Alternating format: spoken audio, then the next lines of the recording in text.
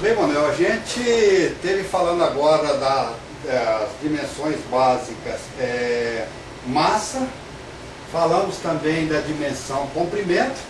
A massa a gente estava falando então que ela está associada a uma porção de matéria. Falamos da dimensão comprimento como sendo a distância que separa dois pontos.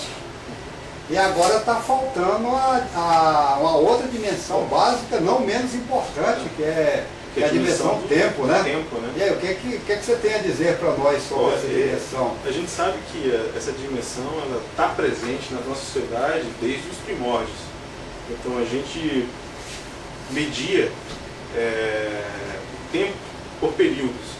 No caso, o dia, onde você tem o período onde você tem a luz do sol e a ausência da luz do sol. Que é a noite. No caso, a noite. Só que, com o passar do tempo e o conhecimento das leis físicas, a gente começou a gente percebeu que a Terra tem uma revolução em seu eixo, e você tem, com essa revolução, você pode quantificar essa revolução com a escala de tempo, e a Terra também tem uma revolução em torno do Sol, e também pode quantificar essa revolução em torno do Sol com uma outra escala de tempo. No caso da revolução em torno do seu eixo, a gente quantifica a Terra girando em torno do seu próprio eixo. O dia, com relação a girar em torno do Sol, a gente quantificaria como o ano. Aí esse dia também tem os seus submúltiplos, né? Agora, para quantificar o tempo, mas de forma localizada, de forma assim, a quantidade menor, para medir um determinado evento, mas uma quantidade de tempo menor, a gente tem a unidade básica, que seria o segundo, e que por sinal é a unidade básica de tempo do sistema internacional. É isso? Agora, no caso, o que eu falei antes do dia e do ano seriam múltiplos do segundo. Mas se você quiser, no caso, esticar mais um pouco esse período de tempo, você poderia quantificar e usar o outro múltiplo, que seria o minuto, que seriam, no caso, 60 segundos.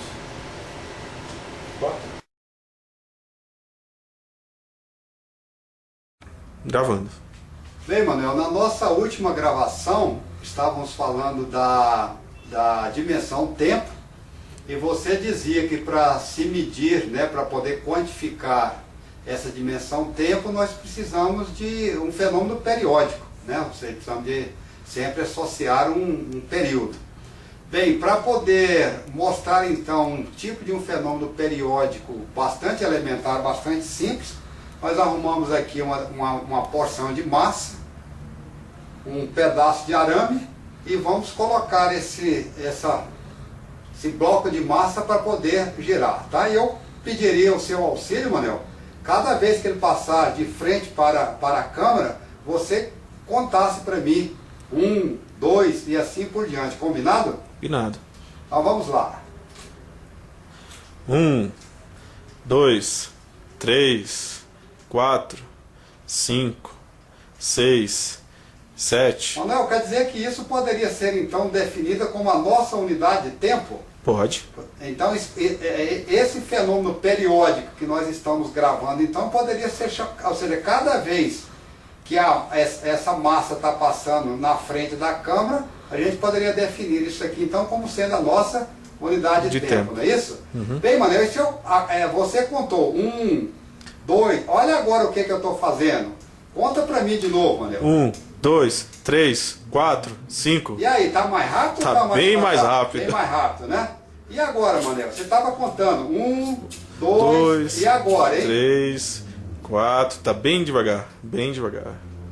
1, 2, 3. Então tem um fenômeno lento, tem aquele que você contou, 1, 2, 3, e tem o mais rápido, né? 1, 2. Então sempre para a gente medir tempo, nós precisamos de ter um fenômeno que seja periódico. E tendo o fenômeno periódico, nós vamos estabelecer uma determinada unidade de tempo, não é isso? Isso. Cortando.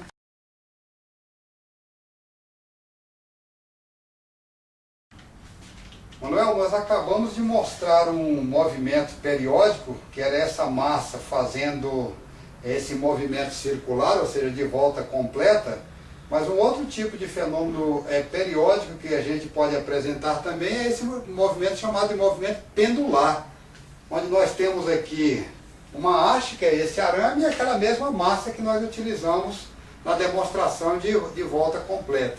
A diferença agora é que o nosso movimento aqui agora será apenas um movimento de vai e vem. Ele parte dessa posição, vai lá na extremidade e regressa à posição original. Vai e volta, completou um período. Vai e volta, completou um período. Vamos fazer uma contagem, Manuel? Vamos sim. Aí você corta agora.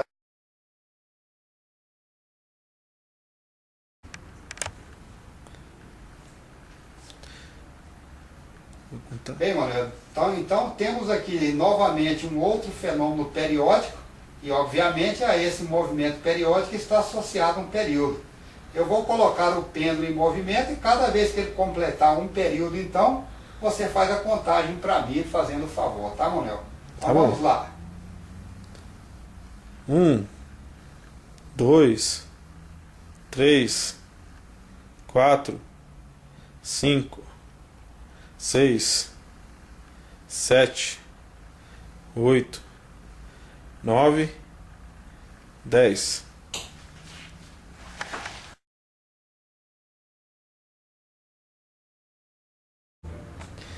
Aí, Aldo, a gente dando continuidade aos instrumentos de medição, nós temos agora aí no seu braço, um instrumento de medição de tempo bem moderno.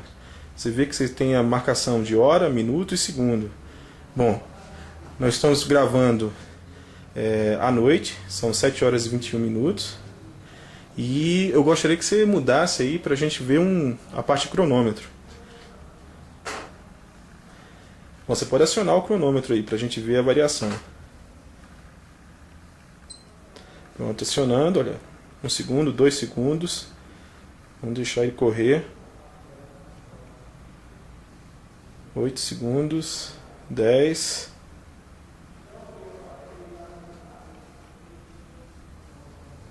Vocês podem ver que a precisão é bem grande, porque além do segundo você tem centésimos de segundo. Ô Manuel, eu queria te fazer um pedido. Eu vou dar uma parada no nosso cronômetro, vou zerar, e cada vez que ele passar por 1 segundo, tenta fazer também, ou seja, vai fazendo aquela contagem que você fazia de período, antes, né? De segundo em segundo, para a gente ter mais ou menos a noção de quanto que é 1 segundo, tá? Pode você ser. pode começar em qualquer posição do cronômetro que você desejar, tá? Então tá bom. 1, 2, 3, 4, 5, 6, 7, 8, 9, 10, 11, 12, 13, 14, 15, 16. Ou seja, Manuel, com isso a gente tem mais ou menos uma ideia do qual é a duração de 1 segundo, né? Ou seja, essa intervalo cadência de tempo, essa cadência periódica do que é 1 segundo, você acabou de demonstrar para nós utilizando a sua contagem, não foi isso? Tranquilo. Tá ótimo.